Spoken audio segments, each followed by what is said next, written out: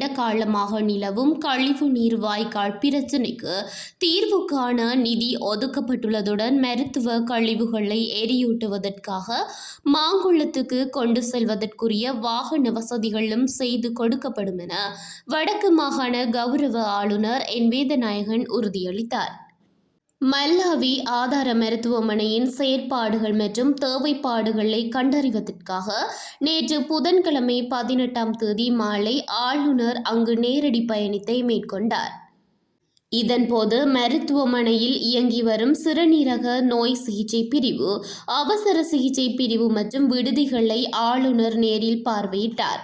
அத்துடன் கழிவு நீர் வெளியேற்றப்படும் வாய்க்காலில் உள்ள குறைபாடுகள், மழைக்காலங்களில் அவசர சிகிச்சை பிரிவின் கூரையில் ஏற்படும் நீர்க்கசிவு மற்றும் தாதியர் மருத்துவ மாதுக்களுக்கான விடுதிகளில் உள்ள குறைபாடுகள் தொடர்பிலும் அவர் பார்வையிட்டார்.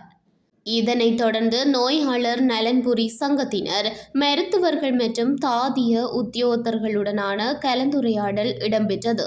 இச்சந்திப்பில் மருத்துவமனையினுள் உள்ளக வீதிகள் இன்மை, மருத்துவ உபகரணங்களின் பற்றாக்குறை, நோயாளர் காவு வண்டியின் அவசர தேவைப்பாடு மற்றும் மருத்துவ அத்தியட்சகர்கள் அடிக்கடி இடமாற்றம் செய்யப்படுவதால் ஏற்படும் நிர்வாக சிக்கல்கள் குறித்து ஆளுநரின் கவனத்துக்கு கொண்டுவரப்பட்டது.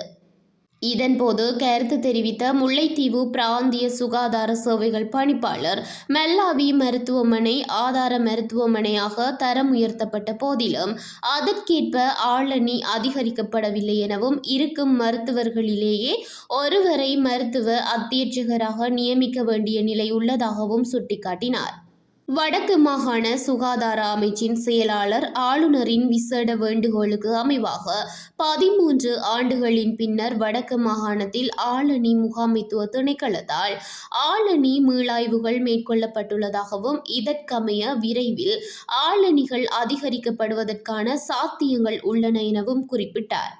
கோரிக்கைகளுக்கு பதிலளித்த ஆளுநர் கழிவு நீர் வாய்க்கால் பிரச்சினைக்கு நிதி ஒதுக்கப்பட்டுள்ளதாக தெரிவித்தார்.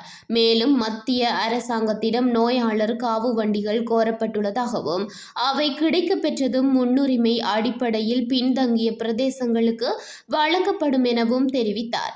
அத்துடன் ஆசிய அபிவிருத்தி வங்கியின் நிதியுதவியின் கீழ் முன்னெடுக்கப்படும் ஆதார மருத்துவமனைகளின் சேவைகளை மேம்படுத்தும் திட்டத்தினூடாக இம்மருத்துவமனையின் ஏனைய உட்கட்டமைப்பு வசதிகள் மேம்படுத்தப்படும் எனவும் ஆளுநர் உறுதியளித்தார். இக்கலந்துரையாடலில் வடக்கு மாகாண சுகாதார அமைச்சின் செயலாளர், முல்லைத்தீவு மாவட்ட செயலாளர், துணுக்காய் பிரதேச செயலாளர், முல்லைத்தீவு பிராந்திய சுகாதார சேவைகள் பணிப்பாளர், முல்லைத்தீவு பிரதேச சபையின் கௌரவ தவிசாளர், மருத்துவ அத்தியட்சகர், மருத்துவர்கள், தாதியர்கள் மற்றும் நோயாளர் நலன்புரி சங்கத்தினர் கலந்து கொண்டனர். இந்த ப்ராஜெக்ட் வந்து வருது வடமாகாணத்துக்கு வந்து அதில் வந்து முக்கியமாக இந்த பேஸ் ஹாஸ்பிட்டல்கள் தெரிவு செய்யப்பட்டது. அது அந்த செயற்பாட்டை நீங்கள் தான் கொண்டு வரும்.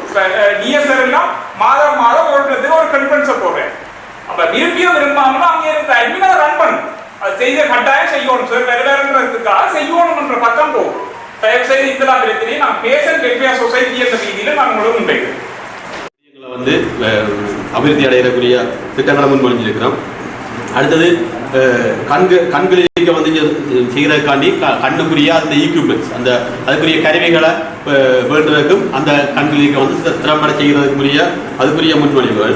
அடுத்தது வந்து சர்ஜரி கிளினிக் நடத்துறதுக்கு அதுக்குரிய ஈக்யூப்மெண்ட்ஸ், மைனர் ஆப்ரேஷன் தியேட்டரோட சேர்ந்து ஒரு சர்ஜரி கிளினிக் என்று சொன்னால் சர்ஜரிக்கு தூரடங்களுக்கு போகிறாலும் அதை ஐடென்டிஃபை பண்ணி இங்கே ரிவ்யூ பண்ணுறதுக்குரிய சர்ஜரி கிளினிக்கை நடத்துறதுக்குரிய அடிப்படையான உபகரணங்களை வேண்டுவதற்கும் அது நடத்துறதுக்கு